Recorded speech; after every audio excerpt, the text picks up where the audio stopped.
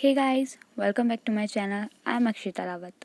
तो हमने जैसे कि लास्ट वीडियो में स्विच स्टेटमेंट्स का एक प्रोग्राम बनाया था कैलकुलेटर वाला, एंड आई होप आपको समझ में आ चुका होगा।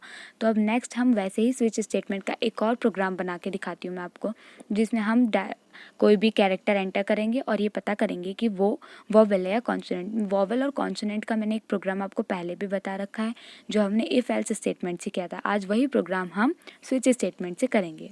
राइट, ये हमारी स्विच स्टेटमेंट और डिसीजन मेकिंग स्टेटमेंट की लास्ट वीडियो रहेगी। इसके बाद में हम एक नया चालू करेंगे, लूपिंग स्टेटमेंट, जो कंट्रोल स्टेटमेंट का सेकंड पार्ट है। राइट, सो फर्स्टली हम ये प्रोग्राम स्टार्ट करते हैं।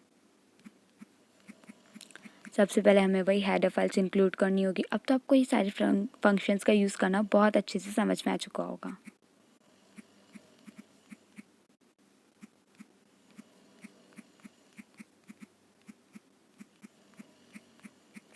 conio.h, राइट, ये दोनों हेडर फाइल तो हम यूज़ करते हैं।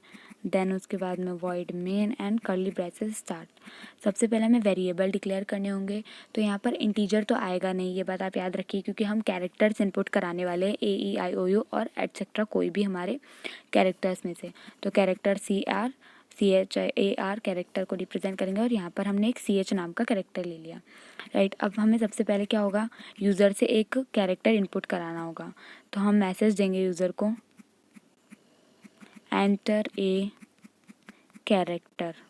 राइट, इसके बाद क्या होगा, हमारा कैरेक्टर इनपुट हो जाएगा। स्कैन F, अब ये किस में जाएगा, अब वी नो इंटीजर टाइप की वैल्यू %d में जाती है, फ्लोट टाइप की %f में, और कैरेक्टर टाइप की %c में जाती है। राइट, कोमा m %ch की वैल्यू है ये, तो ये इसमें जा कर के स्टोर हो गई। अब हमारा उसके बाद में स्विच स्टेटमेंट लगेगी। ये प्रोग्राम तो बहुत ईजी है, कैलकुलेटर वाला डिफ़िकल्ट था, इसीलिए मैंने आपको पहले समझाया ताकि आप बाद में बाकी सारे नॉर्मल प्रोग्राम्स बना सकें। राइट, और अगर आपको इन प्रोग्राम में अभी भी कोई दिक्कत हो किसी भी प्रोग्राम में, तो आप मुझे कमेंट सेक्शन में बता सकते हैं। मैं आपकी वो कंप्लेन बहुत अच्छे से आपको समझा सकती हूँ उसके बाद भी, तब आपके डाउट्स भी क्लियर हो जाएंगे। राइट, अब हमें यहाँ पर केस डालना। अब यहाँ पर केस क्या बनेंगे, वी नो इसमें तो 5 ही केस बनेंगे। जो हमारे वॉवेल है, हम या तो उन्हीं ही केस बना सकते हैं, क्योंकि बाकी सारे 21 जो हमारे कैरेक्टर्स हैं बचे हुए, उनको तो हम केस बना नहीं सकते। 21 केस बनाना बहुत डिफिकल्ट है, इसीलिए हम यहाँ पर 5 केस बना देंगे, और उसके बाद में डिफ़ॉल्ट में हम क्या डाल देंगे, कॉन्सोनेंट डाल देंगे, और ये वॉवेल्स को ले लेंगे। तो मैंने केस A डाल दिया, कॉलन, देन सेकंड मैंने डाल दिया case E, colon, then third मैंने डाल दिया। अब इन सबका अलग अलग प्रिंट कराने की जगह हम साथ में ही प्रिंट करा सकते हैं, क्योंकि सबका आंसर एक ही निकल रहा है। उसमें तो क्या था, एडिशन का आंसर अलग निकलता है, मल्टीप्लिकेशन का आंसर अलग निकलता है, लेकिन यहाँ तो हम इन पाँचों का आंसर सेम निकलेगा। क्या, that character is vowel. Then case fourth AEIO, colon, then case fifth U, then colon, right। और इन सब का हमारे पास मैसेज जो हमारे स्टेटमेंट है वो क्या निकल रहा है, इसमें हमें क्या प्रिंट कराना है, printf VOWL, वॉवेल प्रिंट कराना है। अगर ये सारे केस हमारे ट्रू हुए तो फिर हम ब्रेक लगा देंगे। राइट, अब हम डिफ़ॉल्ट में डालेंगे वैल्यू, डिफ़ॉल्ट। इसके अलावा हम कोई भी कैरेक्टर्स इनपुट कराएंगे तो हमारे पास क्या मैसेज आना चाहिए, that character is consonant.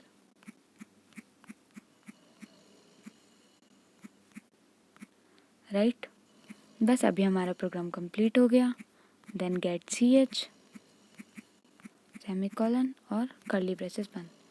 Right, अब हम इस प्रोग्राम को कंपाइल कराते हैं। इसमें 6 एरर शो कर रहा है, अनडिफाइंड सिंबल AEIOU। राइट, तो इसके लिए हमें क्या करना होगा।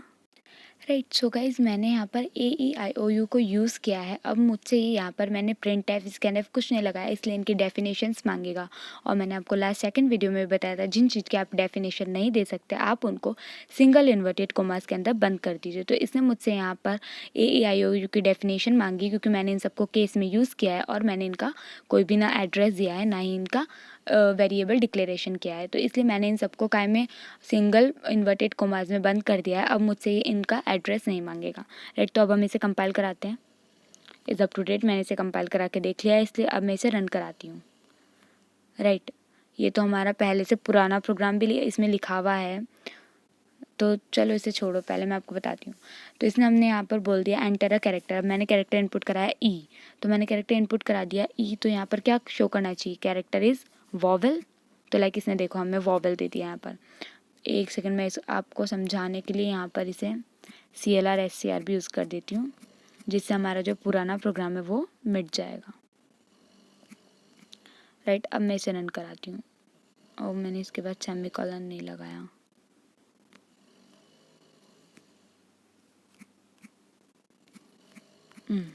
राइट, अब मैंने इसे कंपाइल कराया, 0 एरर, रन कराया। अब एंटर अ कैरेक्टर। राइट, अब मैंने कैरेक्टर इनपुट करा दिया वाई, कॉन्सोनेंट शो कर दिया।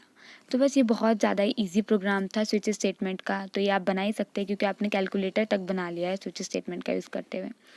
Right, so thank you for watching. और अगर ये वीडियो आपके लिए यूज़फुल रहे तो please like share and subscribe my channel. आज यहाँ पर हमारे लूपिंग स्टेटमेंट से पहले वाले प्रोग्राम्स कंप्लीट हो चुके हैं, यानी हमने सारे सिंपल प्रोग्राम्स देख लिए, इफ़ स्टेटमेंट देख लिया, इफ़ एल्स देख लिया, इफ़ स्टेटमेंट देख लिया, नेस्टेड इफ़ देख लिया, इफ़ एल्स लैडर देख लिया, कंडीशनल ऑपरेटर, स्विच स्टेटमेंट, ये सब हमने कंप्लीट कर चुके हैं कंडीशनल स्टेटमेंट की सीरीज़ में। लाइक तो अगर आपने ये सब वीडियोस नहीं देखे हो तो आप मेरे चैनल पर जा कर के ये सब वीडियोस ज़रूर देखिए, ताकि आपको ये इसी प्रोग्राम बनाने में कोई दिक्कत नहीं आएगी। और आपको अगर कोई प्रॉब्लम हो तो मुझे कमेंट बॉक्स में शो कीजिएगा, मैं आपको उसका आंसर ज़रूर बताऊँगी। अब हमारी नेक्स्ट वीडियो से हम स्टार्ट करेंगे लूपिंग स्टेटमेंट, जो कि कंट्रोल स्टेटमेंट का सेकंड पार्ट है। सो बाय बाय।